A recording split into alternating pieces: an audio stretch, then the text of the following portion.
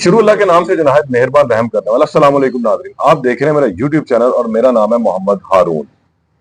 आज मेरे साथ मकतूला सानिया ज़हरा की जो है फैमिली मौजूद है। बदकिस्मती से ये फैमिली आज लाहौर आई थी और इनको खास तौर पे बुलवाया गया था प्रोसिक्यूशन डिपार्टमेंट की जानिब से, जहां पर इनके वालिद असद अब्बास शाह को जो है उन्होंने कुछ ब्रीफिंग देनी थी। हिना परवेज भट्ट साहिबा भी आज उस ब्रीफिंग में मौजूद थी।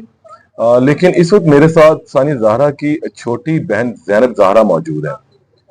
इनसे बात क्या की जाए, दिल जो है वो खून के आंसू होता है। उस वाक़े के मुतालिक क्या पूछना, इन्होंने क्या बताना है, लेकिन इनसे कुछ यादें जो हैं वो पूछ लेते हैं कि बहन की यादें इनके पास अब कैसी हैं, और जब इन पर इनके कानों तक ये आवाज़ पहुंची कि सानिया अब इस दुनिया में नहीं रही, तो उस वक्त इनका रिएक्शन क्या था और अब उसकी कमी को किस तरह जो है वो महसूस करती हैं। अस्सलाम वालेकुम ज़हरा। ज़ैनब, सबसे पहले तो बताओ कि बड़ी बहन से कैसे ताल्लुकात? जी, बड़ी बहन से कैसे ताल्लुकात थे? उठना, घूमना फिरना, क्योंकि बहनें जो होती हैं आपस में सहेलियां होती हैं। नहीं वो इस तरह की थी कि जैसे मैं उसकी बेटी हूँ, वही दूसरी मम्मा थी बाजी।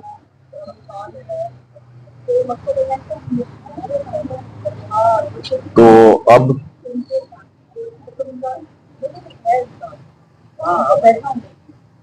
मैं इस पे, क्योंकि कुछ इस तरह की वजूहात होती हैं, मजबूरियां होती हैं कि इंटरव्यूज हम लोग करने के लिए आते हैं, लेकिन हिम्मत हमारी भी नहीं पड़ती। मजबूरी थी। ये गिरते आंसू जो है असल में ये इंसाफ के तलबगार है। ये आंसू बारगाह इलाही में गिरते हैं और यही कहते हैं कि हमें इस गिरने का जो है वो वजन चाहिए। जो सानी ज़हरा के कातिल हैं उनको अगर करार वाकई सजा मिल जाती है तो फिर इन आंसुओं की जो है वो कीमत अदा हो जाएगी। ज़ैनब, बिल्कुल आपके जज्बात को मैं समझ सकता हूँ कि आपने कहा कि वो आपकी माँ के बराबर थी। अब कैसा, उस दिन असल में आपको जब इतलात मिली तो क्या आपके ऊपर गुजरी? यकीन था? बाजी ने पहले कुछ बताया था कि घर में कोई माहौल खराब रहता है वो? बाजी बताती थी मुझे कि निया मुझे मारता बहुत ज्यादा है। दुनिया मैं कहती थी उसको, बाजी आ जाओ घर वापस आ जाओ, यहाँ पे किसी चीज की कमी है आपको? कहती थी नहीं, ठीक हो जाएगा, वो मुझे उम्मीद है वो ठीक हो जाएगा। फिर भी बहुत कहते थे उसको कि वापस घर आ जाओ। मम्मा कहती थी, बाबा कहते थे, मैं कहती थी बहुत ज्यादा, मेरा भाई कहता था कि आ जाओ वापस, वो नहीं आती थी। वो अपने बच्चों के साथ खुश रहती थी ज्यादा? वो अपने बच्चों के साथ दिल लगा के रखती थी अच्छा, वहां आपको पे। यकीन आता है कि बहन खुदकुशी कर सकती है? मेरी बहन बहुत स्ट्रांग थी, वो बहुत ये बहुत ज्यादा स्ट्रांग थी। वो खुदकुशी कभी भी नहीं कर सकती थी, इतना मुझे पता है। पहले जिसके साथ 2 साल गुजारी थी ना, तो आगे पूरी जिंदगी भी वो गुजार सकती थी। तो अब जिस वक्त ये वाकया रूनुमा हुआ, आखिरी मर्तबा कब बात हुई आपकी बहन से? मेरी क्योंकि उस दिन आप लोगों के घर में मजलिस, गालबन जीवन साहब के घर मजलिस थी। 5-6 मंथ्स पहले हुई थी इससे बात। टेलीफोनिकली? क्यों आप लोगों की मुलाकात नहीं होती थी आपस में? नहीं, मेरे भाई की डेथ पे आई थी बाजी लास्ट, जब मैं बाजी से मिली थी। क्यों? वो नहीं वो आने आने देता नहीं था, देते थे? वो बहुत मारता था उसको। या मैं भी, अगर मैं मम्मा को कहती थी ना, जिद करती थी कि मुझे बाजी से मिलना है, तो मम्मा मुझे लड़ती थी कि वो उसको मार देगा, उसको कुछ कर देगा। हम घर एक दफा गए उसके, तो नहीं वो धमकियों के मैसेज करने लग गया कि नहीं बेटी को कत्ल कर दूंगा या गोलियां चलाने लग जाऊंगा, ये सारा कुछ। अच्छा, यानी कि 6 मंथ पहले आपकी आखिरी मुलाकात हुई है? मुलाकात नहीं, बात हुई थी कॉल पर। तो मुलाकात कब हुई थी? साल पहले, साल, ऑलमोस्ट साल पहले। 1 साल से आप अपनी बहन से नहीं मिले? आप लोगों को तो घर भी करीब करीब ही है गालबन। सामने ही बाजी का घर था, लेकिन वो आने नहीं देता था। हम आज जाते भी थे ना, तो वो बहुत ज्यादा तमाशा बनाता था, उसको बहुत मारता था। हम क्या देता था कि इसको गोली मार दूंगा अगर अब अंदर आए तो उन्होंने कभी खुद भी आने की कोशिश नहीं की? नहीं, बाजी कहती थी आऊंगी आऊंगी, रोज कॉल, मतलब जब भी कॉल वो करती थी ना, कहती थी कि मैं आऊंगी, देखूंगी, इससे पूछ के आऊंगी। मैंने मारता बहुत है अगर मैं आऊँ ना इधर आने का कहूँ तो। तो अब बहन तो चली गई, कितना याद आती है? बहन 2 साल पहले ही चली गई थी, बात ही नहीं होती थी उससे। शादी के बाद? शादी के बाद, जब से उसकी शादी हुई थी, वो दूर हो गई थी, बहुत ज्यादा दूर हो गई थी। तरसते थे उससे बात करने के लिए भी हम। अच्छा, तो अब दूसरी सूरत हाल, जाहिर सी बात है, उस वक्त जब ये वाकये का पता लगा, आप गए थे उधर घर जी जी, मैं साथ मौके पर? थी। अब जी जी, मैं साथ थी। आंखों में क्या था?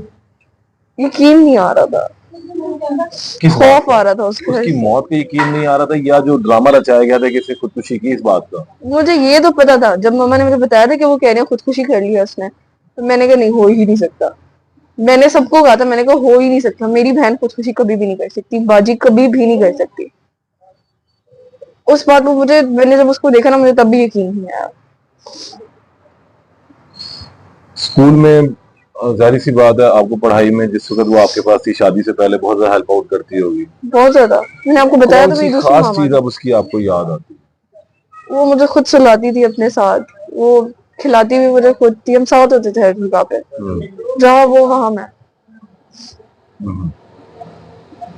अब भी जब ये इतलात मिल गई और अब केस पुलिस में चल रहा है सारी चीजें, तो अब क्या समझते हो, क्या अपील करोगे गवर्नमेंट से कि किस तरीके से, क्योंकि अभी कुछ चीजें जो क्लियर जरूर हो गई, जो एक कलंक उन पे लगाया गया था खुदकुशी की है वो तो खत्म हो गया, अभी कत्ल तो साबित हो चुका है। जी, लेकिन उसके बावजूद वो तो, उसने तो नहीं कुछ बोला ना। उसका पता नहीं कौन सा रिमांड वो किस तरह का ले रहा है कि वो बोल ही नहीं सक रहा।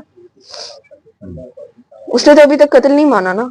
उसकी फैमिली को पकड़े, उसकी फैमिली तो खुली डुली घूम रही होती है।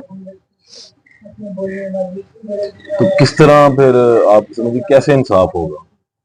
इंसाफ से बस एक उम्मीद, अल्लाह करे, दुआएं ही करते हैं हम रोज। जो कर सकते हैं मेरे बाबा वो कर रहे हैं, जो कुछ कर सकते हैं बाबा वो कर रहे हैं। बहन की कुछ सबसे अच्छी बात और सबसे बुरी बात क्या थी जो लगती थी? बुरा उसमें कुछ भी नहीं था, ये मैं उसको पहले दिन से कहती डांटती थी। थी तो बुरा नहीं लगता था?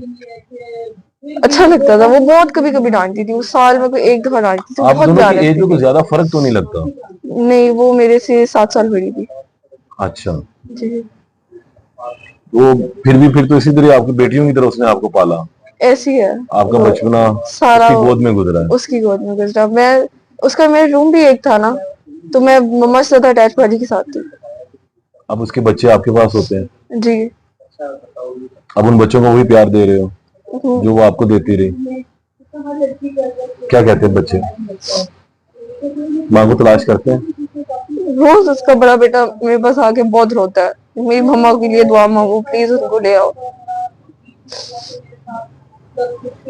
तो बच्चों ने उस दिन क्या देखा, बच्चे क्या कहते हैं? एक बात है वो कहते हैं जी माँ की और बाप की लड़ाई नहीं हुई है, बच्चे बच्चे मन के सच्चे होते हैं, कभी झूठ नहीं बोलते हैं। मुझे जब भी जेआईटी टीम घर आती थी ना, सलार आता था ऊपर, जो बड़ा बेटा है उसका, वो मुझे सारा बताता था कि नहीं मम्मा को नहीं है, टांगों से खींच के नहीं चेयर पे बिठा दिया पापा ने, तो उसको नहीं है मम्मा को लटका दिया, मम्मा की नहीं है फिंगर्स को नहीं है वो, पापा की पता नहीं फिंगर्स पे क्या किया, मम्मा के फिंगर से खून निकल आया था।